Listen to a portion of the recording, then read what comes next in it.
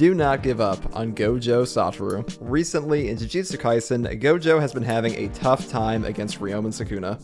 But despite this, Gojo has had a positive attitude so far about the whole ordeal except for the end of the last chapter, where we got the inner monologue from Gojo where he is alarmed at Sukuna not using other abilities and he finally looks irritated at the realization that the wheel has been active. And a contentious point among the community right now is how long has this wheel been active, and I think we can at the very least give it the 3 minutes of the domain clash. Granted, it could have been active the entire time, but I want to look at the absolute minimum of what it could have adapted to so far. And I think we can say, so far, it is highly likely to have adapted to infinity. We already know that inside of the 3-minute domain clash, Gojo was beating on Sukuna. And previously, we got confirmation that Gojo does like to keep his infinity barrier up while he is inside of his own domain. And the wheel has so far been shown to require physical contact to start adapting. So either Sukuna himself or Mahoraga or both have probably adapted to infinity at this point already. And a lot of people bring up Yorzu's technique and that it doesn't take long to adapt to something, but Yorzu's technique was explicitly stated to be a one-trick,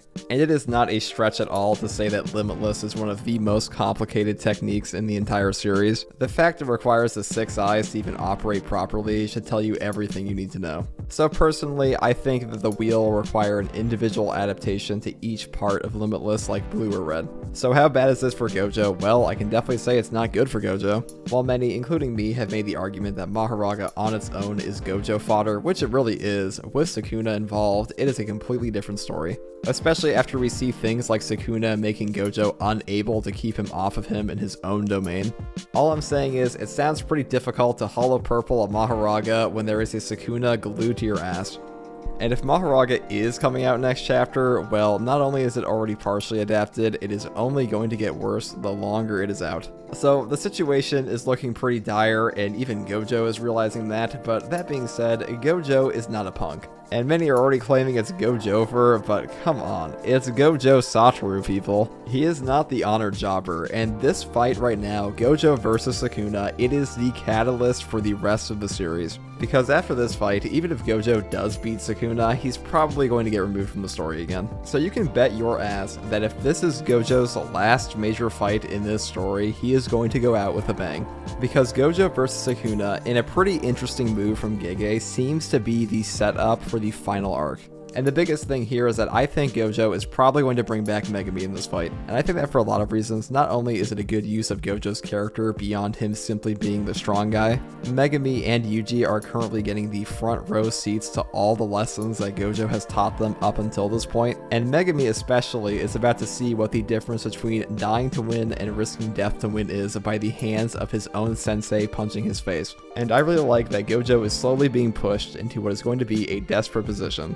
Because for Gojo, his entire identity is tied to being the strongest. But here he is, face to face with 10 Shadows, Ryoma and Sukuna, who could very well be stronger than him, and whether you think he's a fraud or not, that is not the point. The point is that for the first time in Gojo's life, since he fought Toji, since Geto left, since he got the title of the strongest, there is somebody in front of him who might be stronger and kill him.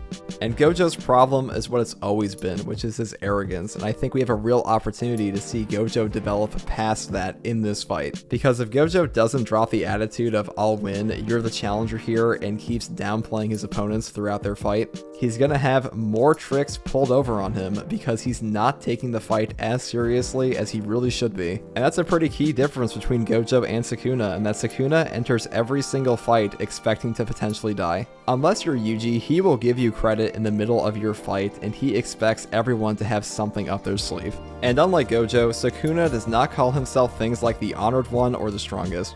All of his titles are given to him by others. So I think we're probably going to see some kind of awakening from Gojo or something brand new. And a lot of people think that something like an awakening will be an ass pull for Gojo. I don't know what series we're reading.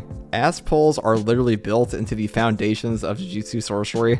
Gojo said it himself that a sorcerer's growth is not a finite curve. There is not a requirement list before you're able to make progress. A character like Megumi unlocked his domain expansion at 15 years old. Meanwhile, a character like Shoko had already unlocked RCT at a similar age, but no domain expansion. Jujutsu Kaisen is not a video game except for this. You don't go fight a cursed spirit and then turn it into the quest giver to get a set amount of XP and level up. For one of Maki's awakenings, she just had to fucking sumo wrestle. I know I'm going on a tangent here, but I have to talk about ass pulls in general because Yuji is going to pop off eventually, and people are going to whine ass pull, even though Yuji has the most setup for a power-up in this entire series. So the word ass pull is thrown around a lot, and it does happen sometimes, but when the hints are laid years in advance, I think it's a little unwarranted. Now, I'll probably make a full video on this eventually, and I'll definitely make a full video on Yuji eventually. But for now, I don't think you should sleep on Gojo Satoru. But that's just my opinion, and I would hear yours. What do you think is going to happen in the future of Jujutsu Kaisen and the fight between Gojo and Sukuna? Let me know in the comments below.